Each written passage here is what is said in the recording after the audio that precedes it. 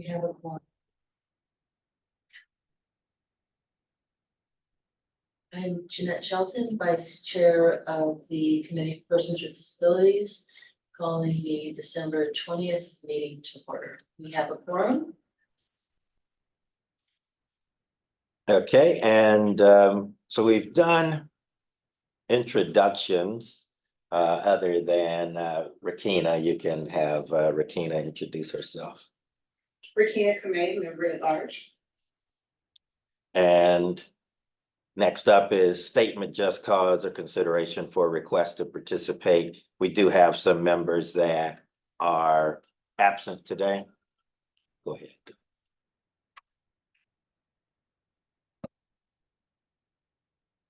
This is Katie McKnight, and Dr. Carolyn Smith, Kay Turpin, and Alex Jacobson are unable to attend today. Thank you. And then we have an item for vote, but let's move forward with any non-agenda comment. And then we can go back to vote once the chair is available.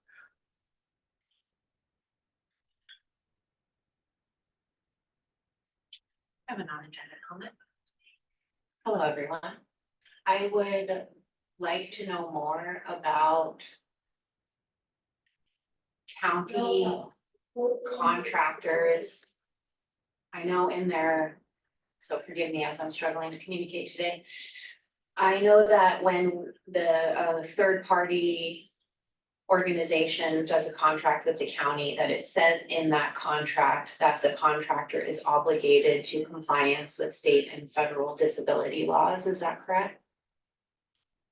Am I allowed to ask a question during a comment? Yeah, but we can go ahead and get that question answered for you through DPC, through the Department of Procurement and Contracting.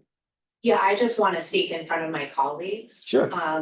Just because as I've learned more about compliance with third-party contractors, and this is specific in a lot of ways to homeless services, what we're learning is that there isn't really a robust ADA protocol. There's not ADA coordinators, there's not duties of ADA coordinator, there's not a reasonable modification. Like if somebody needs a reasonable modification, there's not really, like here we have Todd as the ADA coordinator. In order for ADA accommodations to happen, there needs to be an ADA coordinator process. So whether that's an assigned duty to an employee or an ADA coordinator role, what we're finding is that when we talk to upper level management and some of these organizations, they say that they do know that they're obligated to state and federal law, that they've expressed not having a lot of guidance. And then there also seems to be some question of, is there a compliance process by which the county looks at these contracted third-party agencies and actually looks within to see if they have an ADA, or we'll just use ADA for lack of better, to keep it simple, but if somebody makes an ADA request, does the organization have the ability to move that through engaging in the ADA process? And is there any kind of compliance review or any accountability for our third-party contractors with regards to that? Thank you.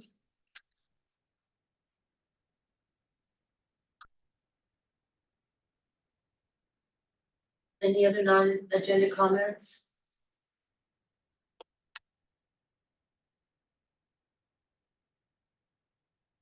I'm back in the room. Yay. So we have the chair. So chair, everyone introduce themselves. If you'd like to introduce yourself, you can do that. And then we'll be at the vote for November meeting minutes. Okay. I am. Back into something, yes. Hi, I am Michelle Krug. I came early. I've been here since 11 because I was supposed to complete 2 hours of a training, but clearly it took a lot longer. So I am blind, I'm currently the chair of this committee and welcome to our meeting. So we now have the vote for November meeting minutes. Are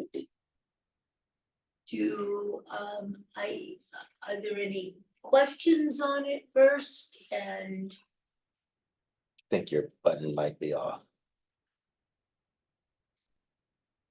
Yeah, there you go. are there any questions about the minutes? Minute this time. I think I'm turning it on and off by accident. Does anyone wanna move that we pass the minutes? I move that we approve the November 15th meeting minutes. And that's Jeanette, is there a second? Jessica, second. And Jessica seconds, thank you very much, and thank you, Katie, for taking them. You're very welcome. Next on the agenda is voting procedures. A vote on voting procedures. So is there a discussion is there a discussion? Isn't Jeanette, one of the other committee members has brought this up. I wonder if we might table this until January so that she's president, we can have that conversation then. Is there a second to table it? I second tabling the discussion about voting procedures. Okay, is there any, this is where it comes in. I was gonna say, is there any opposition to tabling it till January? No. Okay, so it will be tabled till next month's meeting. Next on the agenda is disability rights and behavioral health services. I have 5 minutes and I shall keep it to 5 minutes. Some of the most. If you need longer, Jessica, you're fine. Thank you. Some of the most pressing issues right now are with regards to care court and SB 43. I'm not sure how familiar everyone here is. SB 43 is the expansion of grave disability to include people with severe substance use disorder. And it also expands the definition of grave disability in that it adds a couple new items for which a person is responsible for securing for themselves, which is food or shelter or housing. And the two new ones are or personal safety or something like the right type of medical care. I'm sorry, I don't have the right language, but it has to do with obtaining adequate medical care. And it is or, it can be any one of those things. It doesn't have to be a majority of all of them. What's interesting about that from a disability rights perspective is that by nature, a person with a disability, in order to have a qualified disability, needs assistance with some one or more activities of daily living, or at least has limitations. For California, it has to be a limitation, and in for federal definition, it has to be a substantial limitation, but we're in California, so we'll go with a limitation. But people with disabilities have limitations, and they have limitations with sometimes food or clothing, or if you're on a social security disability budget, you are priced out of housing at being extremely low income, so you are priced out of housing, not related to your social security disability income, but not necessarily due to your mental health. And so I think there are some real challenges here with how disability rights are going to be focused on when we're looking at expanding grave disability. And I would like us to really engage in that and look and consider potentially creating some type of checklist to make sure that people's disabilities aren't being people's like what I think is so significant, I'm sorry, I'm having a hard time talking today, but in order for somebody to be taken in on a 72-hour hold for grave disability, they have to have a mental health condition, or in the future will be a severe substance use disorder. But it has to be, the reason that the person can't provide for one of those 5 things has to be due to the severe substance use or the serious mental illness. It can't be due to other things. And I really don't think right now law enforcement has the training or the, their job is not to be, their job really isn't to be the experts in the field, and they're being tasked now with expanding, taking people in on 72-hour hold. So I would like for us to consider creating some type of checklist or way to make sure that people, that those 5 things are linked directly to severe substance use or serious mental illness and not other things. And then with regards to care court, I am a supporter. I've been a chosen supporter for somebody who's one of the first petitions for care court. It's somebody that I've done some advocacy for in my community, and a petition was turned into the county. And, I'm not gonna go into any details other to say that, the process is also pretty dangerous from a disability rights perspective. And I'm not gonna break it all down today, but I would like for us to maybe have an agenda item in the future where we can break down SB 43 and break down care court, look at the flow chart and really try to highlight some ways that people with disabilities could be misunderstood or potentially misguided or not given the accommodations that they need to be able to fully participate in the proceedings. And our county board of supervisors did vote the last meeting to delay implementing SB 43. We had a lot of healthcare providers come out and say that our system wasn't ready for it. There are some concerns with civil liberties. And so there was a deferment. But then recently the governor gave a talk about potentially withholding funds for homelessness if the county didn't immediately implement SB 43. So I just want us to think about that for a minute, especially considering that seniors are our fastest growing population of people experiencing homelessness. And that if you look at the California definition of disability, probably over 90% of people experiencing homelessness have a qualified disability. So I think what we're looking at here, from my perspective, is a real crisis of disability rights and a real humanitarian crisis of people with disabilities. And I would love for us to really be weighing in on that in the next year. Thanks. Jessica, can I ask a couple of clarifying questions? Just, maybe I didn't count right, but I thought you had initially said there were 4 criteria and then they added 2.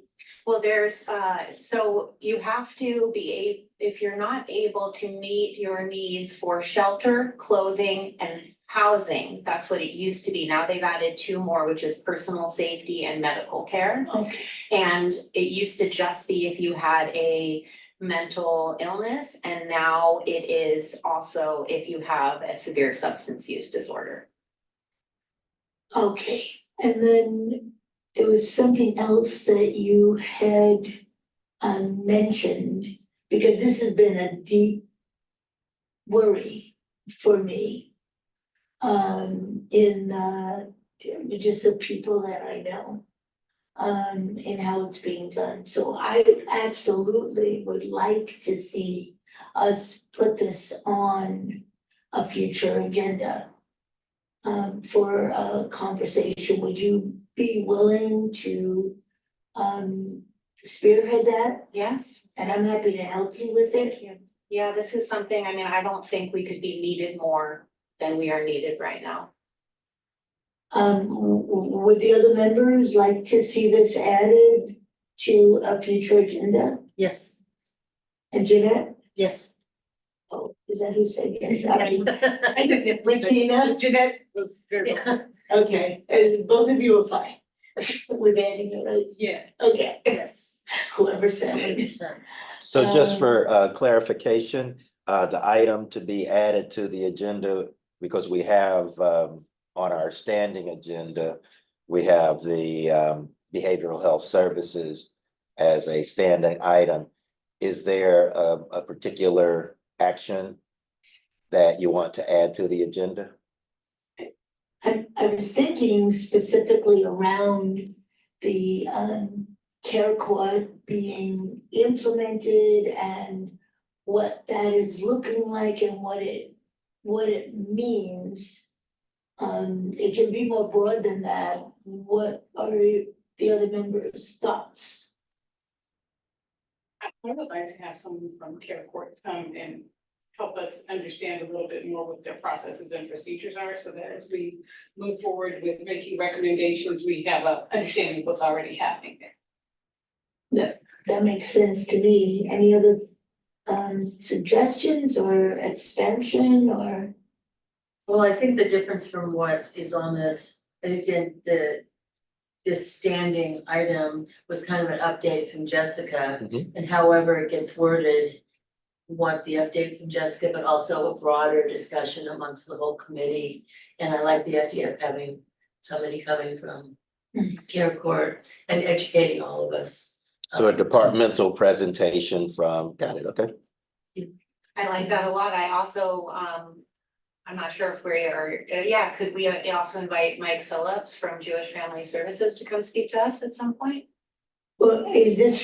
He's so they do a lot of the patient advocacy for people that are moving through the LPS conservatorship process, so it would be very relevant to the SB 43 and Care Court conversation.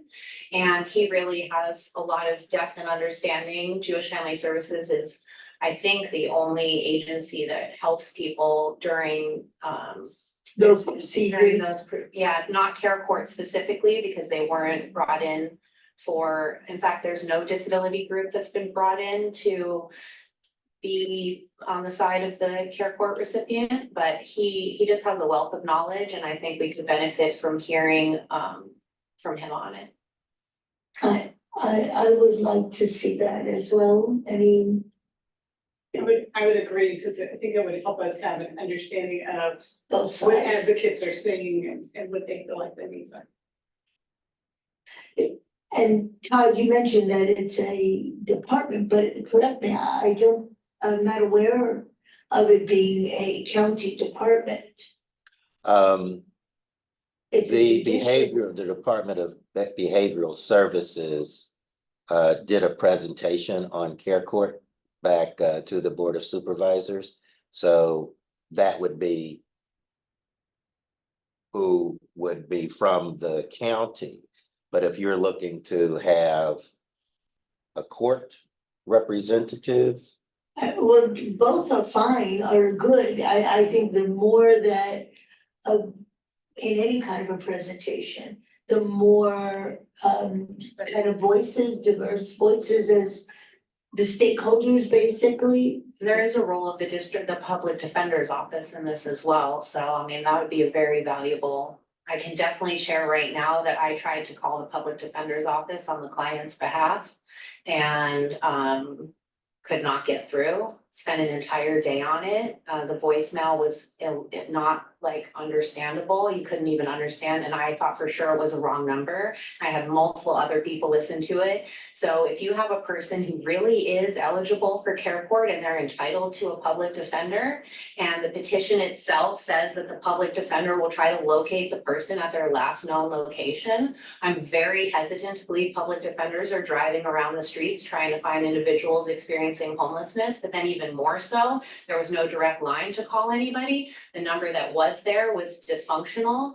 And how is that okay at all when we're talking about moving people towards processes of more restrictive alternatives? So maybe we could make an attempt, which I'm happy to do, to reach out to them. Maybe Todd has some secret back office numbers. Or, if we can pull them into the conversation, and if not, it definitely should be asked of the people we are able to get to come to speak to us. And when our other members are here, if they agree with this tracking, I mean, we've often talked about wanting to deal with multiple departments and agencies and things at once. And last year we kind of honed in on public safety, but really this would be public safety, public defenders, district attorneys, law enforcement, behavioral health services. Like there are so many areas where we could provide valuable guidance and insight and make a big difference. So I'm willing to help do outreach and then stay in touch with Todd and see who he's able to reach.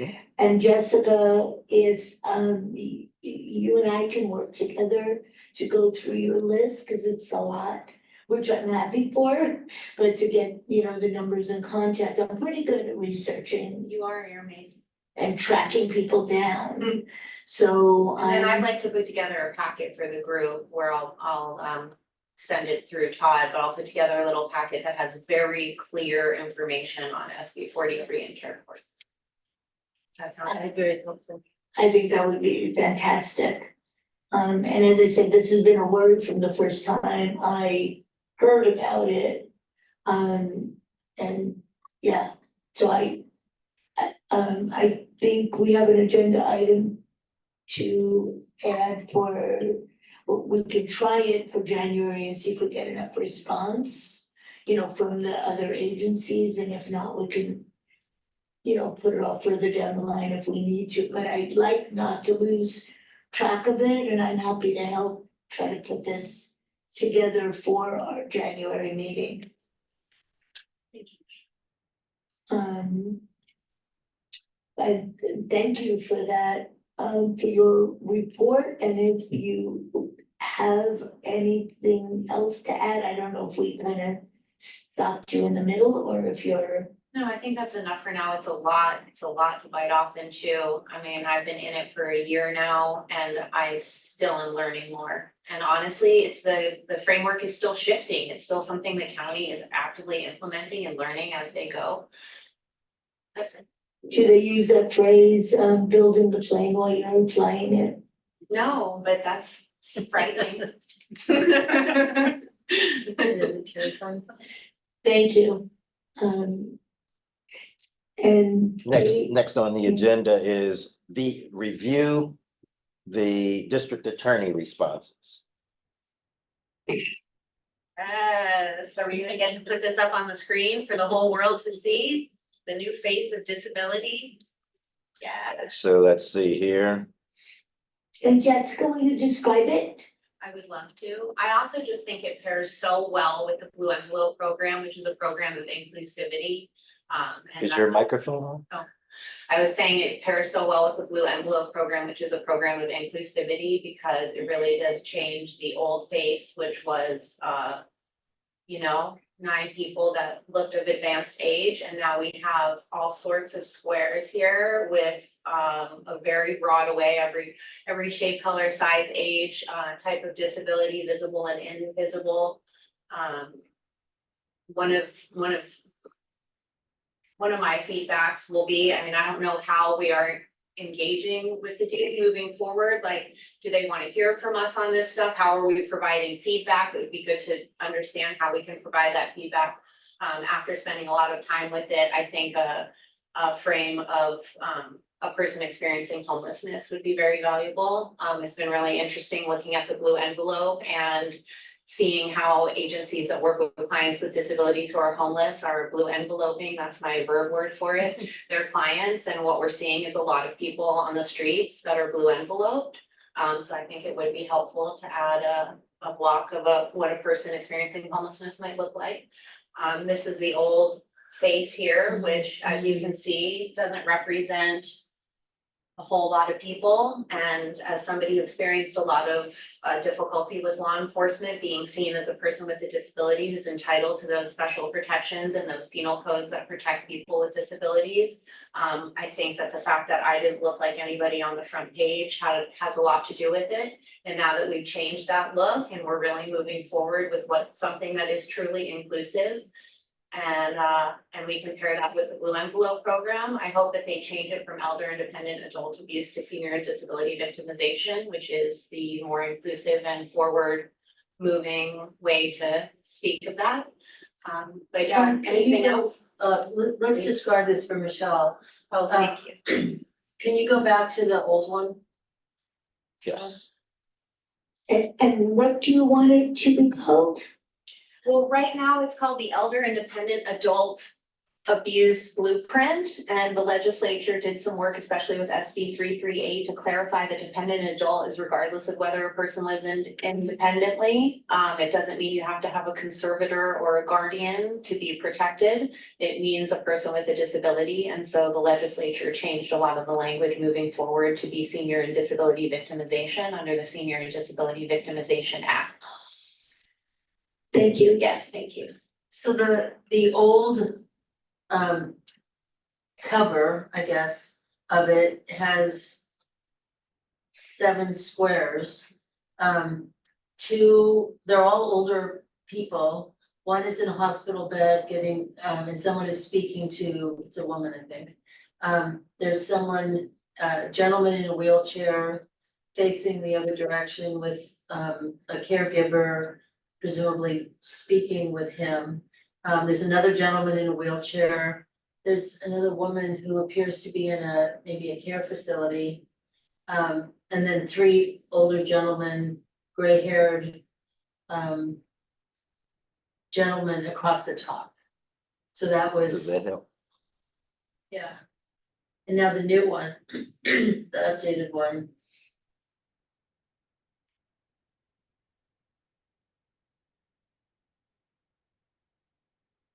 That's the this is the updated one now. Right.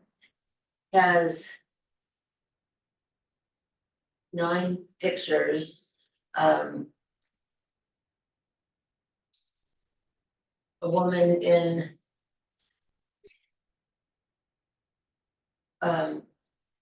somebody sitting at the beach, a woman sitting on the ground with a Prosthetic? prosthetic leg. A gentleman sitting in a room looking out the window, what looks to be a How old? student. Sorry, how old is the woman roughly? The woman with the prosthetic leg looks to be in her 20s, maybe 20s, Young, maybe Okay. 30s. Another young woman looks like she's in class. She looks younger. In the bottom, there's a woman with a service animal.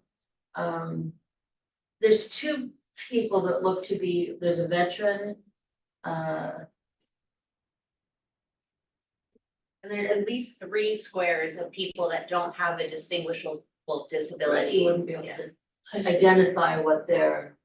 I have to say though, the woman with the big eyes who just looks absolutely terrified and lost, like when In I the crowd? yes, lost in the crowd, when I see her face, that is how I feel a lot, and so I thought that that one was very moving.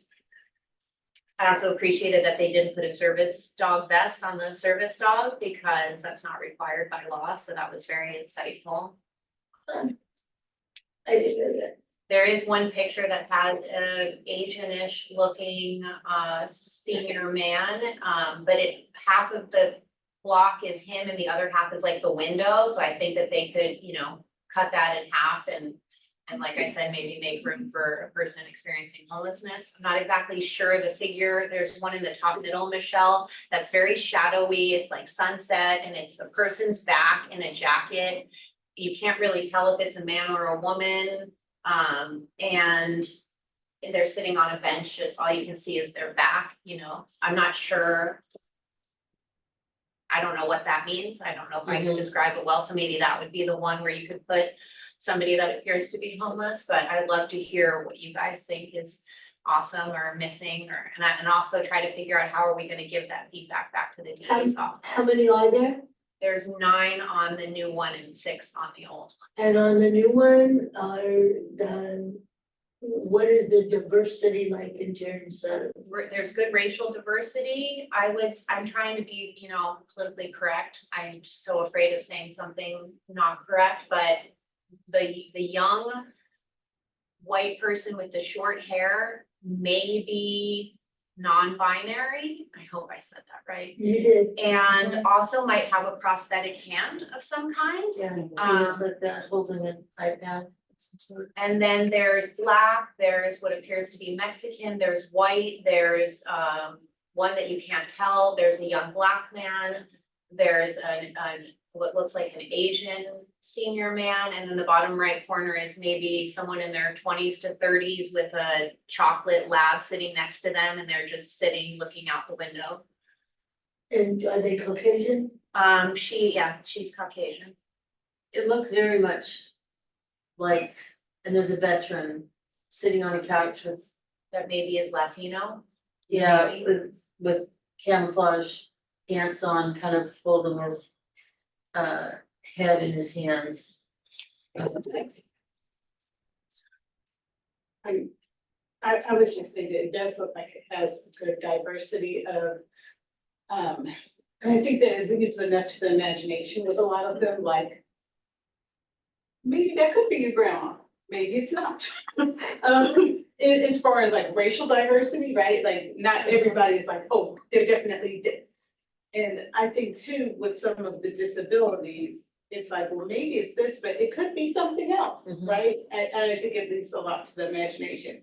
And I actually think that that picture on the old one that's right in the top center, that could be a homeless person. It could also not be a homeless person. So Honestly, all three on top could be. Mhm. And Yeah, and the yeah, one on yeah. the right maybe is a migrant worker. Mhm. So I mean, I think they could always pick one of those and move it to the Yeah. other one. But I do appreciate the diversity that they put into it.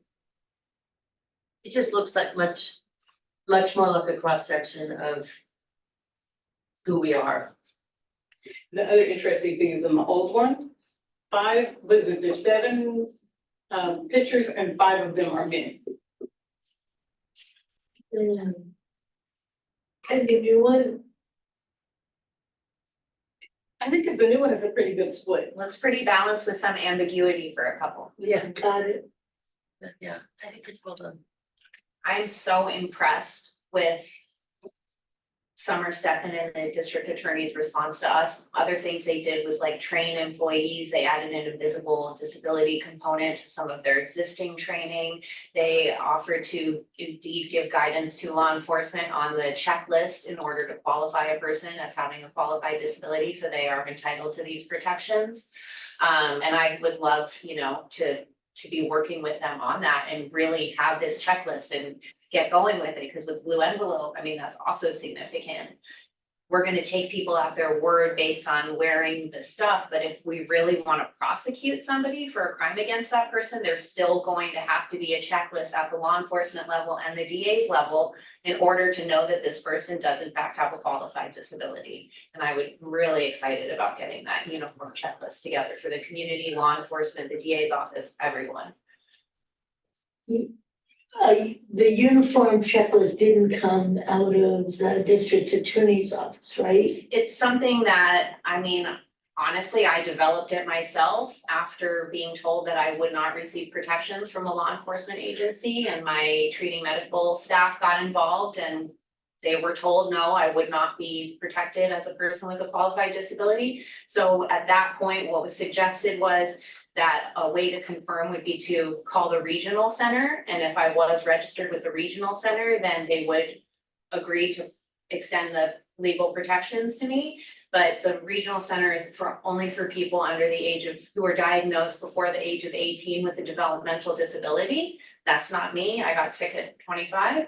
And so because I wasn't registered with the regional center, the law enforcement would not extend the penal codes to me. So at that point, my therapist and my doctor and my emergency contacts and I just started working on our own ADA reasonable modification request for law enforcement and put forth those items. And a lot of what I used to base it off of was, for the courts, you can get a elder or dependent adult restraining order. And if you are wanting a dependent adult restraining order, if you want an elder restraining order, you just show your ID and its date of birth, there's no stigma or bias.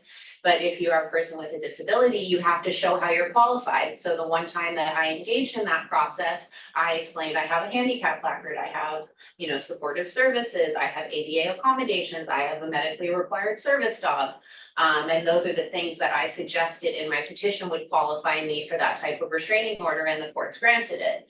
And so, that's how I built this checklist. And then when we had the opportunity to meet with Summer and different ways that I've been consulting with law enforcement, it's just very clear, like, if we don't have a set checklist, and there's lawyers, if you want to file an ADA civil rights claim, lawyers have a checklist, so I use that too, and I kind of just put it all together, it's very inclusive, it even has a clause for good faith, like, hey, I don't have those things, but this is why I qualify, because it has to be inclusive. But we really need to like have this document that everybody can be on the same page about. And the DA, she was receptive to it, and in their response, she said that they are going to give guidance. But we haven't had a back and forth with them yet since we met the first time. Was that something you gave to her when she was here? I didn't give her the list, I maybe listed some things off, and I'm sure she's familiar with the court processes and different ways of the DA's office. They did successfully prosecute a disability hate crime last year, the year before, and it was in the newspaper, and obviously they went through some qualifying process for that. So they do, know how to do that. Okay. So again, this might be something, I just wanted to know if she had it in her hands, and the answer is no. No, At this time. right. And Which obviously you as an individual are, totally welcome to send to her. okay, thank you. As an individual, if we wanna take it up with the committee, I'm also happy to see that done. I can't see that anybody would object to it. Because it just seems that it's brainstorming to say what are the things that bring visibility. Oh my gosh, I'm so sorry. Right. I don't know, what do other people think, Regina, Jeanette? Yes, I'm not the end all be all knowledgeable person, so Well, please. if we do it from a committee standpoint, obviously. I'm open to doing it as a committee. I think that it might be good to have discussion to like see what Jessica's already written. Maybe we might have other ideas. And then my other question would be, does anyone know of any other cities or counties that have something like that? I have to say, we are looking very cutting edge right now. Our county, I'm not even tooting our committee horn, but just our county in general and law enforcement. I mean, they're set in our legislature, they're setting in a really high standard when it comes to perceiving this from like an inclusive, bringing it forward inclusively. Very, very impressed. And I think that a lot of times what happens in California spreads across the country, and we could end up impacting this issue nationally.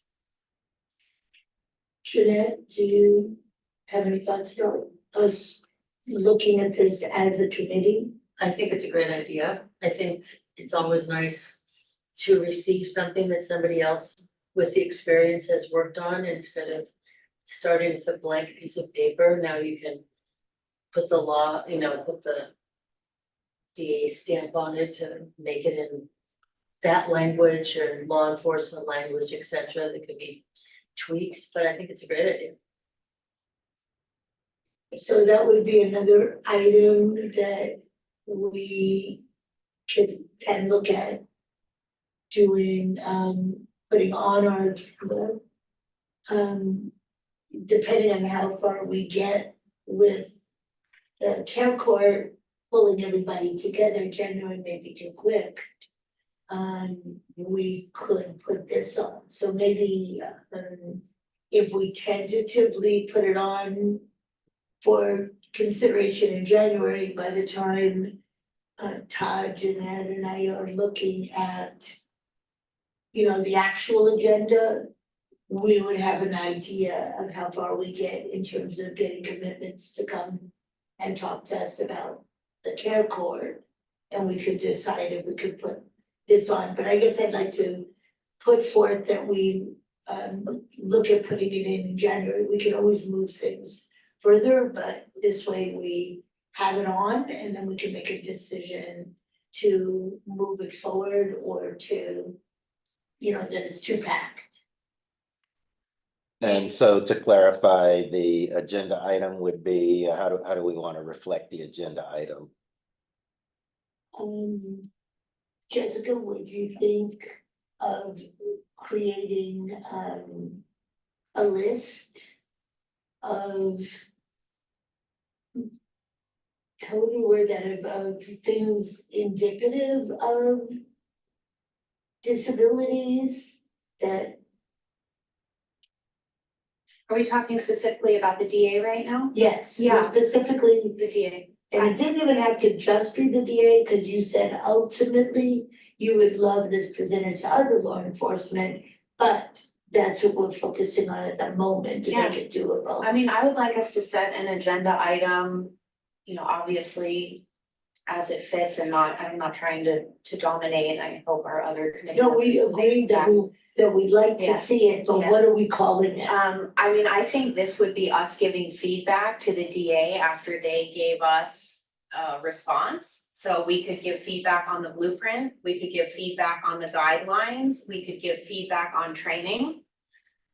So this particular item, the second, is the list that you were talking about. Okay, so there's two things I see. One, the list, maybe it would be good to get their list and I could bring forth the list and then we could put the two lists together. So right now, I'd like to know what we're calling this list. Oh, thank you, Michelle. I would be calling this the qualifying a disability checklist. That's what I'm after. And yes, I think asking them if they have a tentative list or a draft or anything like that is, I'm happy to do, we should do, to add it to our discussion. But it's for us to be expanding that and then sharing it with them or other agencies. Yes. Or they are expanding on it by giving that guidance to law enforcement, which was what Summer, in her reply, she said that they were giving guidance.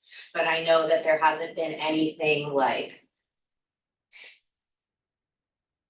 specific where it's not like a memo, it's not a PDF, it's not a document, it's not been voted on by, Right. you know, it currently is not like a viable standardized form. right, but we have no control over what other departments do. We do have control what we put on our agenda for us to work on. Yes, I'm just saying it would be very beneficial if we all weighed in and came up with something that was very inclusive across as many disability types as possible to be able to give that, so because then the DA can disseminate something that is, you know, more inclusive, or just what they ask for our feedback and we should give it.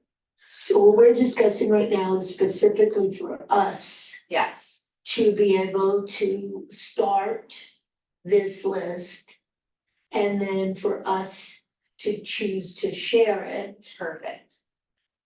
and then in bringing into that discussion, I'm happy to outreach to the the district attorney's office through her staffer, Yoli, to just see if they have something that we can add or look at while we're gonna bring it up ourselves anyway. Thank It's you. just wherever people get information from is helpful, we can reject it or include it. Very well said. Does that sound good? Sounds good. Okay. So that's what we're adding to January, not vote, and Potential, potential, yeah, potential. And if, about the other feedback, maybe that, I don't know, how do people feel right now? Is that, because again, that takes a longer discussion. I think that developing this list and trying to figure out what the DA is already using Yes, and who has that actually been communicated to, or how is it being communicated? I think that whole piece is gonna be a little bit to do, so maybe we start off with that, and then once that gets done, decide what the next step is. yeah, I'm good with that. Jessica, does that sound good? Sounds great, Jeanette. I was just gonna ask, under this agenda item, review DA responses, is there other information that they provided back to us that we are intended to review? This is, To talk about? this was the response that I read, I guess Okay. last month, a couple months ago. So the tracking of hate crimes and related prosecution of incidents against people with disabilities. So there was, their response was, yes, we report this by category to the California Department of Justice. And incidents against people with disabilities is one of those categories. Establishing a checklist for qualifications of a dependent adult. There you go. That's what we talked about there just now. Diversifying the imaging in the blueprint. We covered that. And then one of the items was, is there an application similar to one for, I think this was, cultural, multicultural application that, so the question was, is there an app similar to the cultural application for individuals with invisible or intellectual or physical disabilities? And that was, there's no app similar to the cultural that includes information for individuals with disabilities. They love the idea and are happy to explore it. And so it's great. The very first one that you said, which sounded like the statistics, I'm wondering if we should ask any specific questions, like how often do they report that? Is it a once a year? Can they tell us how many specifically related to disabilities, or I don't remember what the first item was on it. It's tracking of hate crimes. The tracking of hate crimes, of how many they, and have those specifically been around people that are disabled, or like with the dog situation, service dogs, or any of that. Maybe we can ask them, you know, what, like specifically what those have been. Yeah, the motivation, not the motivation, but AB 449, the new Ting bill that was signed a month or so ago by the governor, has a special emphasis. It's a hate crime bill and has a special emphasis on crimes against people with disabilities. And the reason they stated that was because they said of the estimated 9 million people in California with disabilities, which is a very small number relative to what we've been talking about, there were only 9 hate crime reports filed from all law enforcement agencies in California. And that's like 1%, kind of, I'm not sure, I'm not gonna try to do math here. Anyway, it's so low and not representative, and disability hate crimes are also very, very smallly reported and prosecuted compared to racial and religious crimes. And I hope you guys will consider coming to the next San Diego Regional Anti-Hate Crime Coalition meeting. I've been going for a few months, and so far I'm the only disability voice. And it's a wonderful, wonderful meeting. It's a Department of Justice meeting, so I'll make sure to pass that out for the next time. I learned so much from them. But this hate crime bill being focused on having an emphasis on people with disabilities is because of the fact that there were only 9 in the whole state of California. And I already told Jessica I would like to go. Oh, yeah, yes. So I would love to hear from them how many. I mean, it's not gonna be, it's gonna be less than 9, you know. It's 0.00001%. Thank you. Good. Beautiful. Way less than 1%. Minuscule, I guess tiny. my additional questions would be, I don't know if you're able to send this back to Summer Steffen's office, Todd, or someone, would be, so you know how we have the crime report that comes out that kind of tells the stats of like where crimes happen and things like that. Are crimes against people with disabilities broken out within the hate crimes in that report specifically? Yes. And then my other question is, but I mean, is it so that the public can see it? Because I understand that they're saying it's being reported, but will we as the public, when we go back and look at their report, are we just gonna see hate crimes? Or are we gonna see specifically? I think they break it down at the Anti-Hate Crime Coalition meeting, they do give a monthly update of hate crimes and they break it down. So there is a breakdown and I would love to explore that. I think that's fantastic. But that is probably something we should specifically ask the district attorney's office. Agreed. My other question is, just like a lot of times there are, I'm assuming that there are people who specialize and have a specific understanding of like crimes against women or racially motivated crimes. Do they have someone who has some special knowledge who can analyze? Because I'm sure crimes are committed against people with disabilities. The thing is, do the people who are prosecuting those crimes and handling those crimes actually have an understanding of where that determination lies of this was a hate crime because the person had a disability? Or it was just a Just a random, who got victimized? Yeah, there's definitely a difference between, so there can be a crime that's not disability related that happens to a person with a disability, and then there can be a crime against a person with a disability that is related, does have bias or motivation.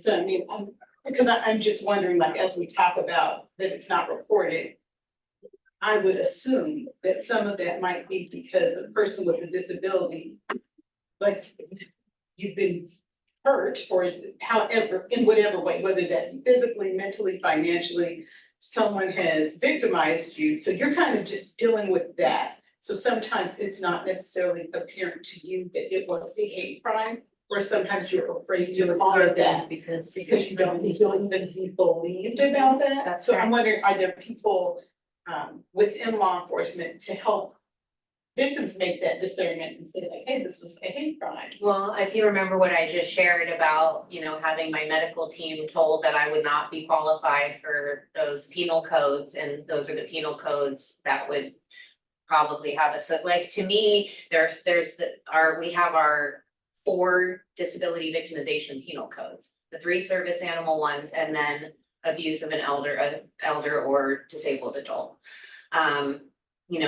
Because we don't have that checklist at the level of the average patrol person, and there's just really no way from dispatch through to the reporting officer that law enforcement has established so far, where they're really troubleshooting to make sure that they're identifying that this is a person with a disability. And when we're working towards this more inclusive model and with Blue Envelope, I mean, we're making great strides, but yes to everything you said. So those would be my questions. Well, in order to be complete, I would like for committee members you can feel free to send me your questions the follow-up questions. And then I will compile all of those and then share those with the district attorney. That'd be good. Perfect. Let's do a time check. It is 4:09. Okay. And would you mind just going through the other agenda items? We can maybe prioritize them. So we have letters of acknowledgement for sheriff and district attorney departments. Kay was gonna work on that, but she stated that she would not have that available for today's meeting. So that gets moved. And then debrief on the housing blueprint focus group, Jeanette and Kay. And then mandatory training reminder, the discussion around committee date and time. We do have a request from a committee member to move the meeting date, and then appreciation for our outgoing member. Okay, so, Oh, and then new business for future agenda items. okay, we've already started that list, right, Katie? Yes. She's got a lot on that one. So the Debrief on the housing blueprint. sounds like the Is one that next. might have a lot, unless we wanna quickly go through, there seemed a couple that were very quick. But The committee date and time will probably be discussion. okay, so I will open the discussion on the housing blueprint. Can you start us off, Jeanette, since obviously Kay is not here? Yes, I realized as I was going over this afternoon, I don't take very good notes. This was November 17th, it was a focus group, which I, in my little brain here, thought, oh, it's gonna be a webinar, I'm gonna listen and whatever, there was 11 of us, 12 of us on a Zoom call, and it was very interactive. And I was kind of taken a little bit aback by that, but it was just a kind of an update. Amanda Wagner was running it with a couple of other people. There was, Kay was on the call, there was a representative from the regional center, from somebody from the Corporation for Supportive Housing. I asked how the plan had evolved since they met with us in April. And has it, been updated and changed? And they said they're just still taking input, speaking with more and more people that have been suggested to them, and there would be an update in January and February. This was focused on housing for persons with disabilities, as you might expect.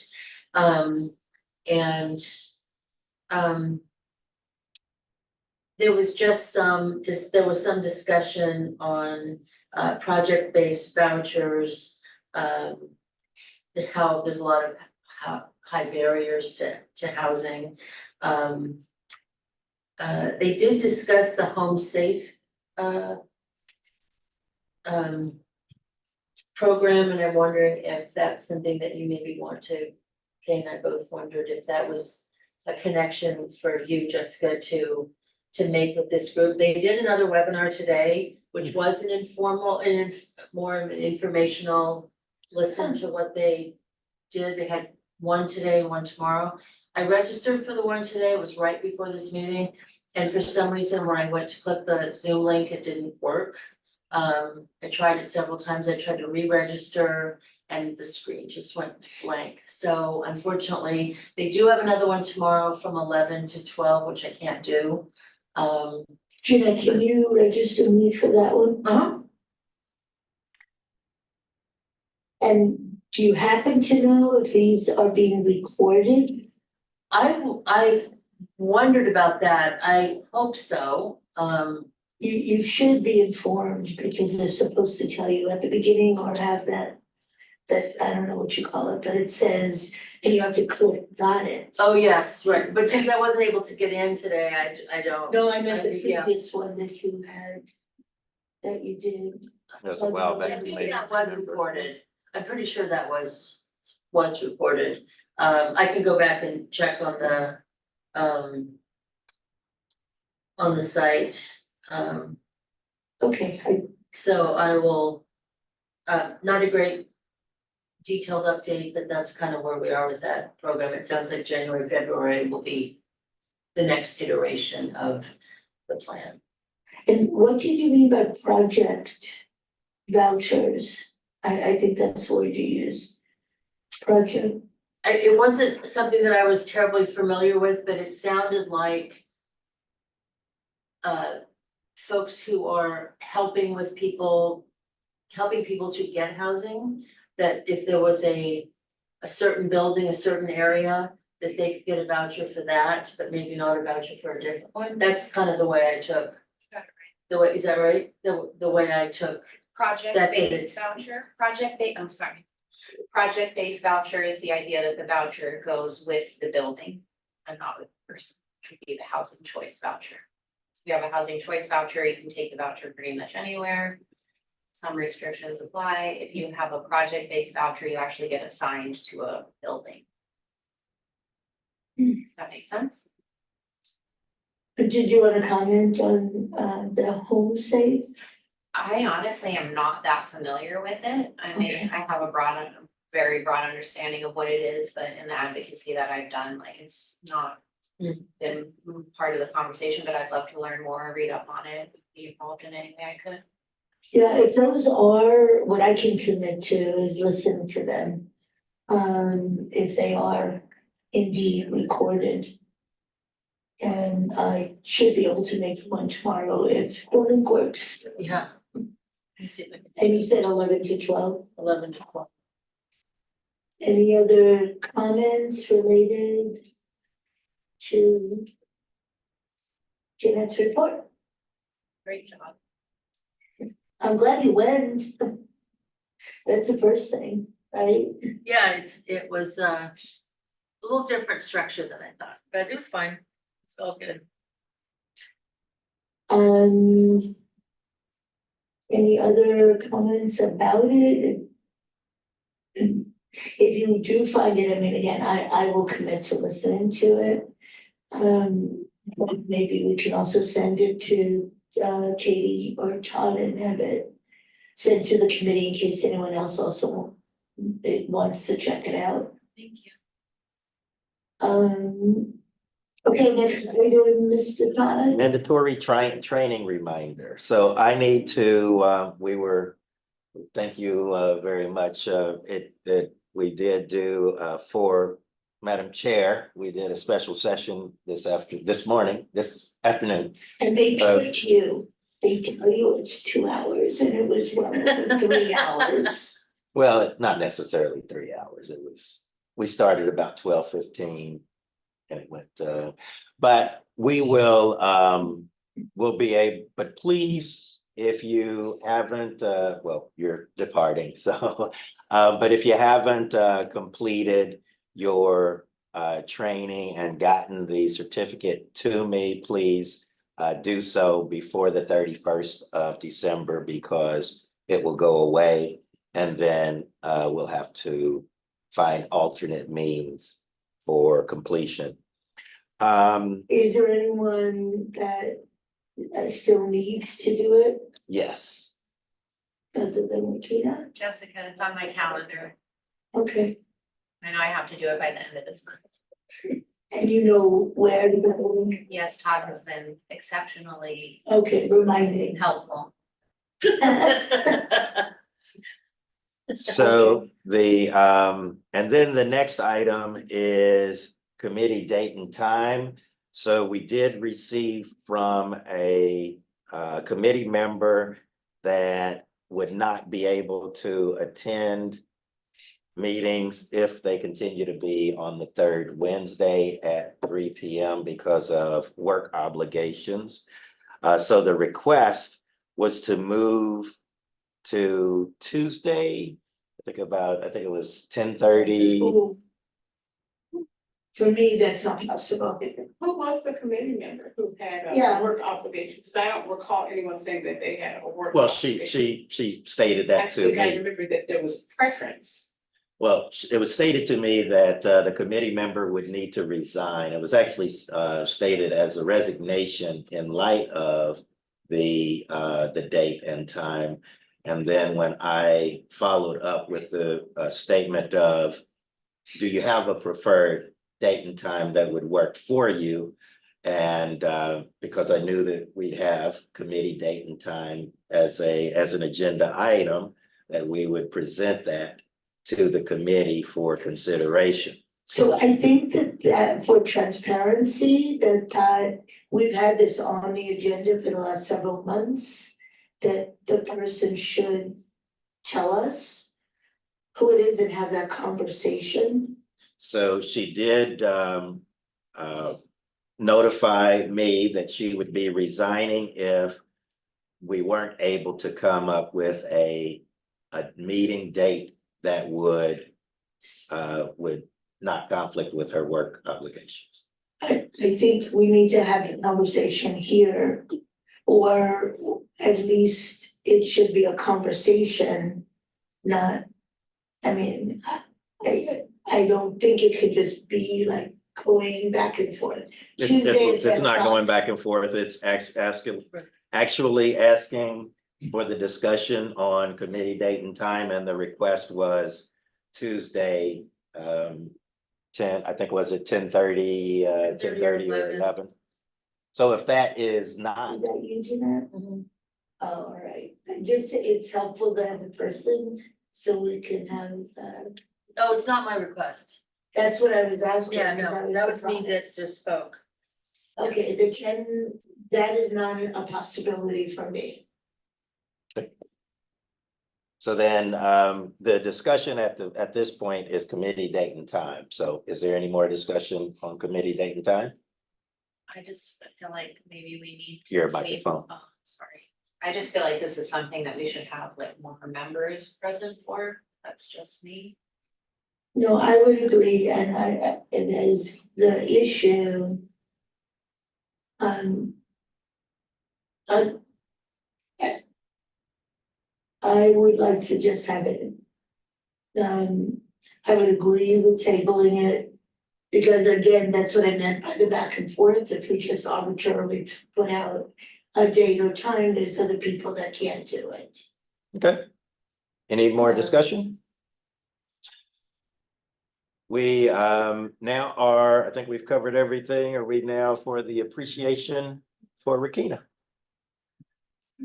I didn't get to get your signature, Madam Chair. Oh, is this some- Snacks. Yay, I love that you're so excited.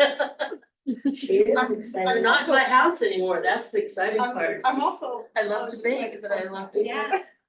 What I was gonna ask, okay. Snack in honor of you. Right there. Right here. I wish I had had my faculty better together. But hopefully we'll see you next week. Okay. It's a nice pen. Thank you. Then you put 12, what's the date? 20th? 20th. On the date. Like that. Well, I want to be consistent. I just, I need some dates. Oh, do you? Okay. well, So, How do I get legible? Yes, and then if you. Yes. Right here. How exciting, holiday treats. yes, these are peppermint, these are chocolate chips, no walnuts, do not like a walnut in my.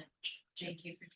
And these are, these Don't are sound cheese good. Oreos. Cream cheese Oreo cookies, and then these Statements. are peanut butter. Kiss You're making me cookies, hungry. and then this chocolate bark stuff that is just peanuts and basically peanuts. Where did Mr. Keena go? I'm still. She's right here. I went to the napkin. Can't go. Yeah. Oh. It sounds like you were gone. I was quietly listening to the menu. Is that a menu? Hey, my shorty dessert first. Regina, If we know. we would love to present you with a certificate of appreciation. For the term that you have, that you put in. And, I can speak for myself that I just so appreciate your input. I actually hope that you will be able to rejoin us. Your perspective is so often unique to what our individual experience has been, certainly mine. And I just think it expands and really allows us to think of like thinking outside the box. And I so much appreciate that. Thank you, Michelle. Oh. And now it's Jeanette's turn to talk about you. Put me on the spot. She had minted for now. I don't have too much to add. I have not been on this committee as long as you have, or as long as Michelle has. But I have always appreciated your clarity. Some people just can synthesize a complicated idea into something very tangible and very easy to take in. And so I've always appreciated, as we talk about all these different things, that you kind of get to the heart of it. You kind of get to what we need to be talking about and what the issue really is and keeps us on track. And I've always appreciated that about you. And we're gonna miss you. So She might let me go. we never know. Have a cookie. And I, Yes, do I let Jessica? Okay, so when I think about you, I always smile. When I showed up here, I was very nervous and didn't know much, and you've been somebody that's really supported me. And when I think about your advocacy, I spend a lot of time talking about invisible disabilities, but that's not to take away from the versions of visible disabilities, like some of the experiences you've shared with your husband. And I often think about the things that you've shared over the years regarding, like, you know, having wide enough doors and having things at the right height, and just things that I don't experience personally. And I always think of you and the things you've shared in your husband when conversations around physical accessibility come up. So those are the things that really stood out for me about your specific form of advocacy, and always so passionate. I always look to you, and sometimes I'm shocked. Just good. I really want to thank you all, and thank you so much, Miss Jeanette and Jessica, for being willing to be put on the spot to say something, but I really appreciate each of you and the leadership that you provided, and as well as our committee members who are not here.